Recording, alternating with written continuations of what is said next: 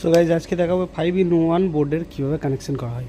তো এই বোর্ডগুলো ফ্রিজে বা এসি বা টিভি চালানোর জন্য এই বোর্ডগুলো ব্যবহার করা হয়। তো চলো দেখে নিই। তো প্রথমে আমরা বোর্ডটাকে খুলে নিচ্ছি, তো তারপরে নাটগুলো খুলে নেবো।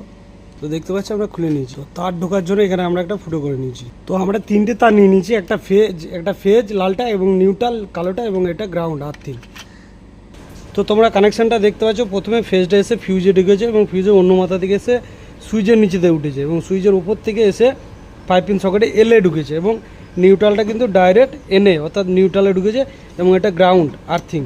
আর এইটা তোমরা ইন্ডিকেটারটা দিলেও দিতে পারো, না দিলেও না দিতে পারো, এটা কানেকশন। তো তোমরা চাইলে এটা স্ক্রিনশট মেরে রাখতে পারো। এই কানেকশানটা একদম সেম কানেকশান। তো এবার আমরা বোর্ডটা লাগিয়ে নিচ্ছি নাটগুলো দিয়ে।